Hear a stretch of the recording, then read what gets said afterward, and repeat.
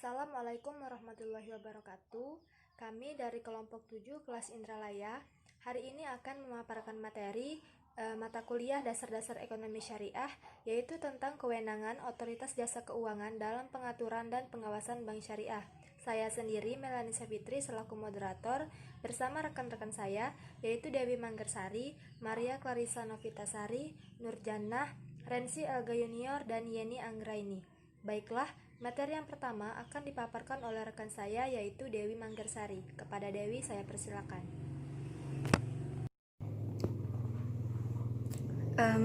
Baiklah, saya Dewi Manggersari. Saya akan menjelaskan materi mengenai fungsi OJK dan dalam lembaga keuangan syariah.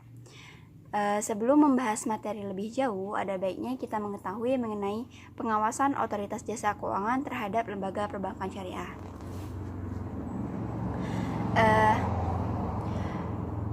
Pembentukan Undang-Undang OJK adalah pasal 34 Undang-Undang Bank Indonesia untuk yang mengamanatkan dibentuknya lembaga pengawasan sektor jasa keuangan independen yang mencakup pengawasan perbankan, pasar modal, industri keuangan non-bank, serta badan lainnya yang menyelenggarakan pengelolaan dana masyarakat.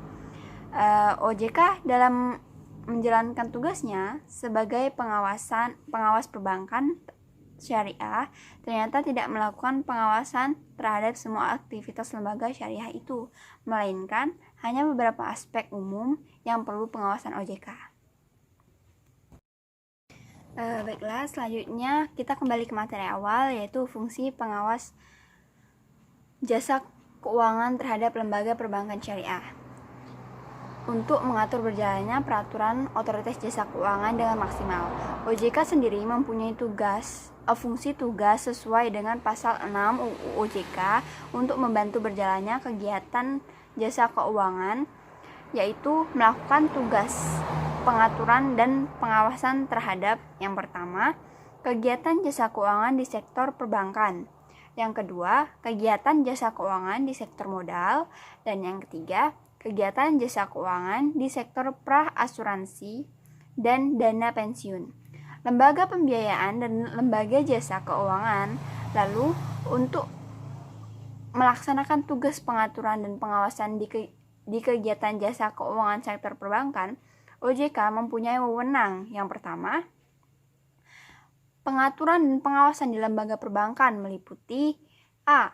Perizinan untuk pendirian bank, pembukaan kantor bank, anggaran dasar, rencana kerja, kepemilikan, kepengurusan, dan sumber daya manusia, merger, konsolidasi, dan akuisisi bank, serta pencabutan izin usaha bank.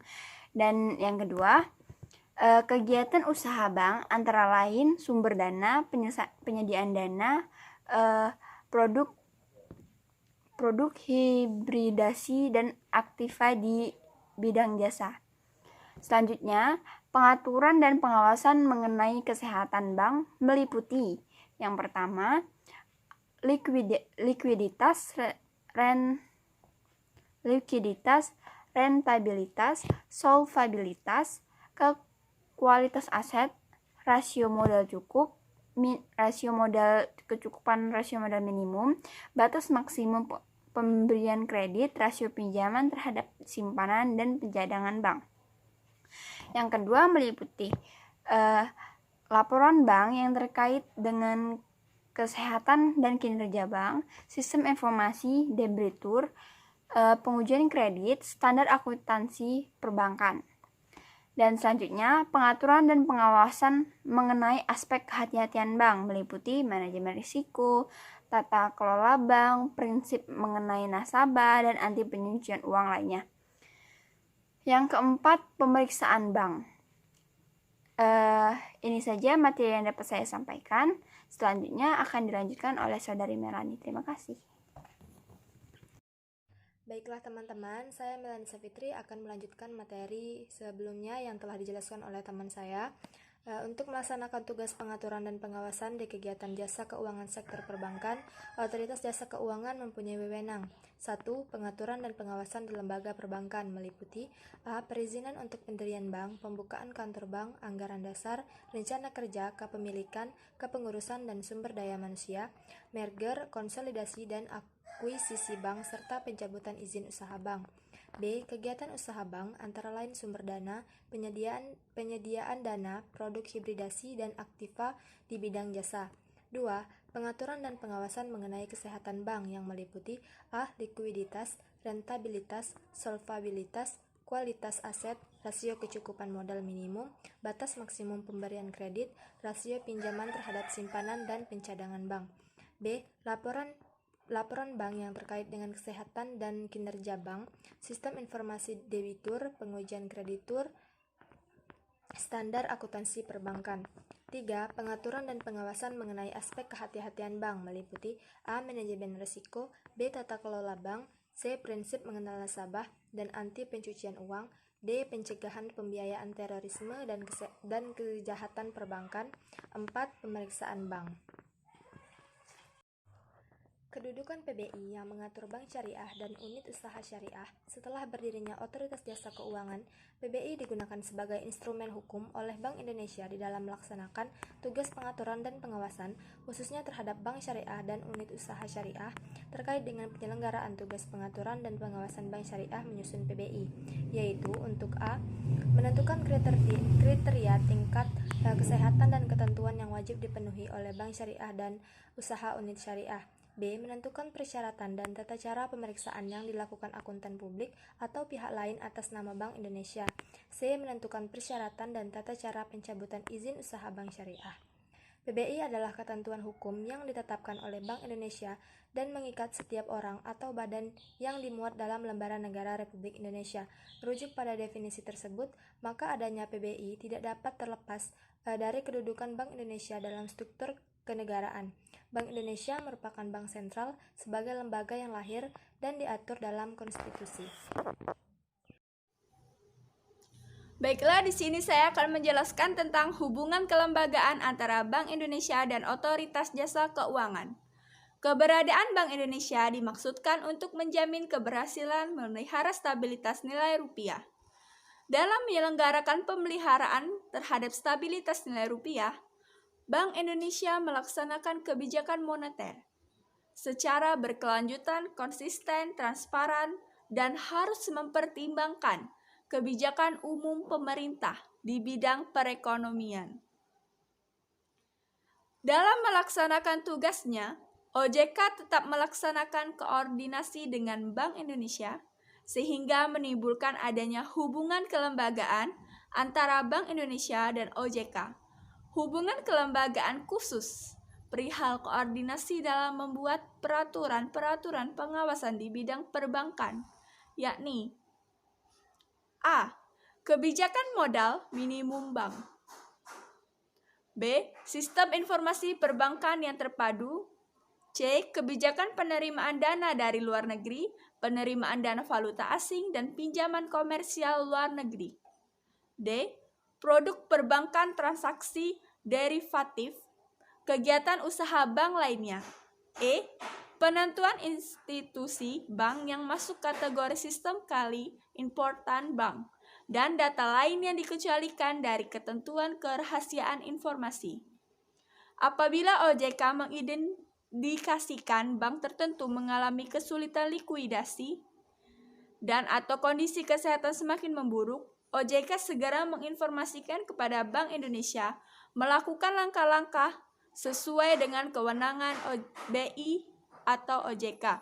BI dan lembaga peminjam simpanan wajib membangun dan melihara sarana pertukaran informasi secara terintegrasi. Selain itu, hubungan kelembagaan BI dan OJK tercermin melalui 4 forum koordinasi stabilitas dengan anggota terdiri dari A. Menteri Keuangan selaku anggota merangkap koordinator, B. Gubernur Bank Indonesia selaku anggota, C. Ketua Dewan Komisioner OJK selaku anggota, D. Ketua Dewan Komisioner Lembaga Penjamin Simpanan selaku anggota pengawas yang dilakukan Bank Indonesia terhadap bank syariah dan UUS meliputi pengawasan tidak langsung. Atas dasar laporan bank dan pengawasan langsung, pengawasan dilaksanakan dengan cara A. Menentukan kriteria tingkat kesehatan dan ketentuan yang wajib dipenuhi oleh bank syariah dan UUS. B. Memeriksa dan mengambil data atau dokumen dari setiap tempat yang terkait dengan bank. C. Memeriksa dan mengambil data atau dokumen dan keterangan dari setiap bank yang menurut penilaian BI memiliki pengaruh terhadap bank. D. Memerintahkan bank melakukan pemblokiran rekening tertentu, baik rekening simpanan maupun rekening pembiayaan. E. Menugasi kantor akuntan publik dan atau pihak lainnya untuk melaksanakan pemeriksaan atas nama Bank Indonesia. Baik, sekian pemaparan dari saya. Selanjutnya akan dilanjutkan oleh teman saya, yaitu Saudari Nurjana. Saudari Nurjana, saya persilakan. Baiklah, Assalamualaikum warahmatullahi wabarakatuh. Saya Nurjana. Di sini saya akan melanjutkan materi tentang hubungan kelembagaan antara Bank Indonesia dan Otoritas Jasa Keuangan, di mana tadi rekan saya Maria telah menjelaskan terlebih dahulu.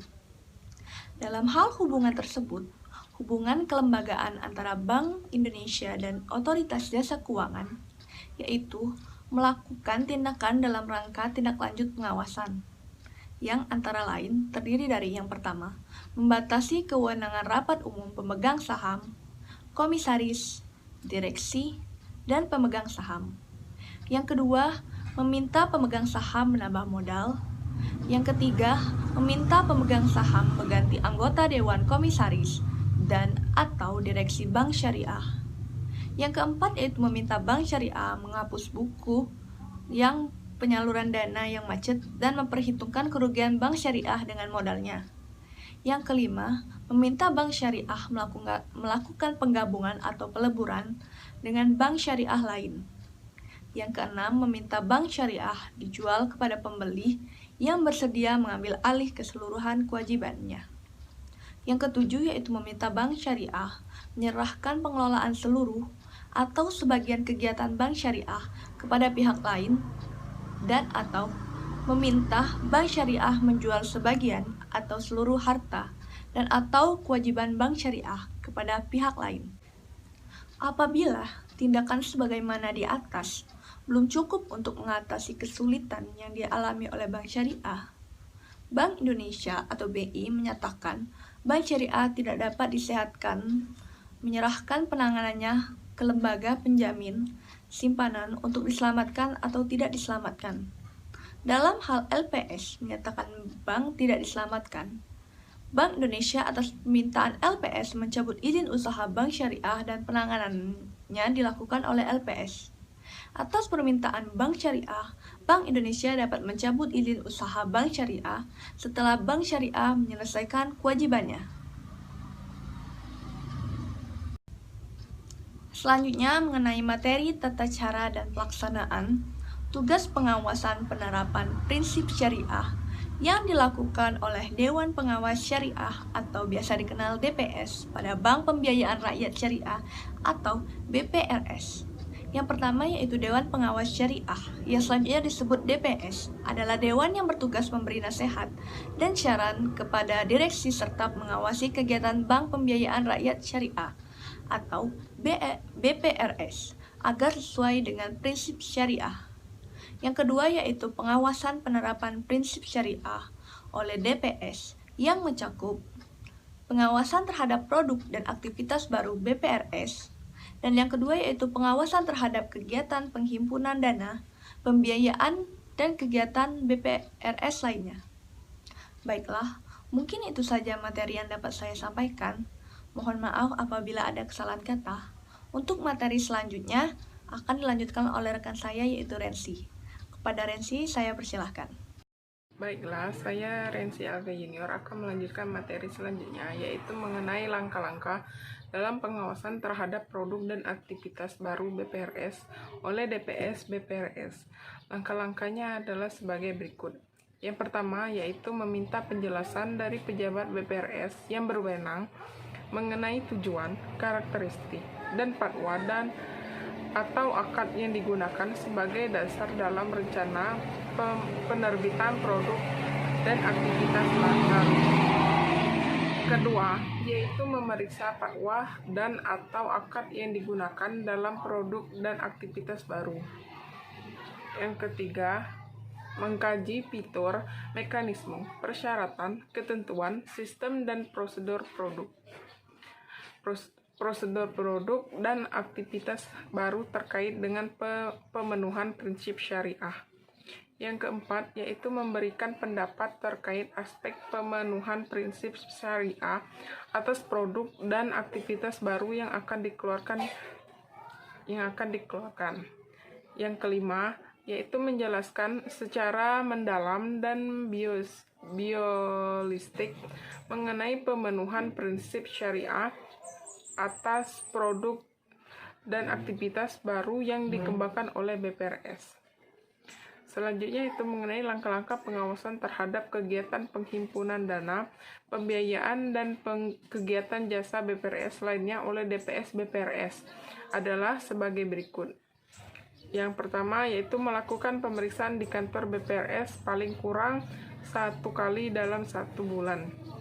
Yang kedua, meminta laporan kepada direksi BPRS mengenai produk dan aktivitas penghimpunan dana, pembiayaan, dan kegiatan jasa BPRS lainnya yang dilakukan oleh BPRS.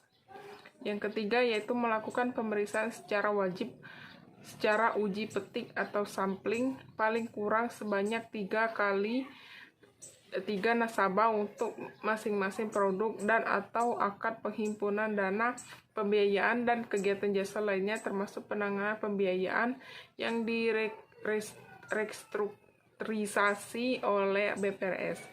Yang keempat adalah memeriksa dokumen transaksi dari nasabah yang ditetapkan sebagai sampel untuk mengetahui pemenuhan prinsip syariah.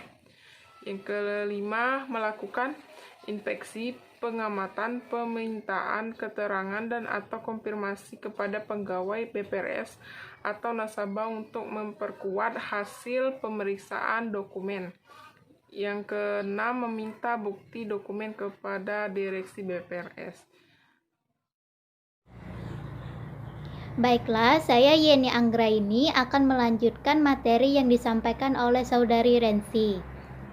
Langkah ketujuh atau langkah G, memberikan pendapat terkait pada aspek pemenuhan prinsip syariah atas kegiatan penghimpunan dana, pembiayaan, dan kegiatan jasa BPRS lainnya yang dilakukan oleh BPRS, dan perhitungan pencatatan transaksi keuangan. Langkah selanjutnya ialah melakukan pembahasan dengan BPRS mengenai hasil temuan pengawasan penerapan prinsip syariah yang hasilnya dituangkan dalam risalah rapat. Langkah selanjutnya adalah menyusun laporan hasil pengawasan penerapan prinsip syariah atas kegiatan usaha BPRS. Langkah terakhir, menjelaskan secara mendalam dan holistik mengenai hasil pengawasan penerapan prinsip syariah kepada Bank Indonesia, termasuk dalam pembahasan exit meeting hasil pemeriksaan Bank Indonesia. Kemudian pada materi 5, laporan pengawasan penerapan syariah yang dilakukan oleh DPS disampaikan oleh BPRS secara semesteran kepada Bank Indonesia. Untuk posisi akhir bulan Juni atau semester 1 yang dilaporkan paling lambat akhir bulan Agustus pada tahun berjalan, dan bulan Desember atau semester 2 yang dilaporkan paling lambat akhir bulan Februari tahun berikutnya. Laporan hasil pengawasan penerapan syariah DPS BPRS mengacu pada format surat edaran Bank Indonesia berupa: yang pertama, kertas kerja pengawasan terhadap produk dan aktivitas baru BPRS. Yang kedua, ada kertas kerja pengawasan terhadap kegiatan usaha BPRS. Dan yang terakhir ada risalah rapat pengawasan penerapan syariah. Dengan adanya surat edaran Bank Indonesia ini, maka surat edaran Bank Indonesia nomor 8/19/DPS tanggal 24 Agustus 2006 perihal pedoman pengawasan syariah dan tata cara pelaporan hasil pengawasan bagi Dewan Pengawasan Syariah dicabut dan dinyatakan tidak berlaku. Itulah yang dapat saya sampaikan. Semoga bermanfaat. Saya Yani Anggraini. Terima kasih. Wassalamualaikum warahmatullahi wabarakatuh. Baiklah teman-teman, kesimpulan materi pada diskusi kali ini yaitu fungsi pengaturan dan pengawasan bank termasuk bank syariah dan unit usaha syariah berada dalam otoritas Bank Indonesia. Fungsi regulasi dan supervisi ini melekat pada Bank Indonesia sebagaimana diatur dalam Undang-Undang Nomor 23 Tahun 1999 sebagaimana telah diubah terakhir dengan Undang-Undang Nomor 6 Tahun 2009 dengan penetapan peraturan pemerintah pengganti Undang-Undang Nomor 2 Tahun 2008 tentang perubahan kedua atas Undang-Undang Nomor 23 Tahun 1999 tentang Bank Indonesia menjadi undang-undang. Dalam rangka melaksanakan tugas di bidang pengaturan dan pengawasan bank, Bank Indonesia menetapkan peraturan, memberikan dan mencabut izin atas kelembagaan dan kegiatan usaha tertentu bank, melaksanakan pengawasan bank serta mengenakan sanksi terhadap bank. Baiklah teman-teman, mungkin itu saja materi yang dapat kelompok kami sampaikan. Apabila ada kesalahan dalam penyampaian materi, kami mohon maaf. Kepada Allah kami mohon ampun. Kami akhiri, wabillahi taufiq wal hidayah. Wassalamualaikum warahmatullahi wabarakatuh.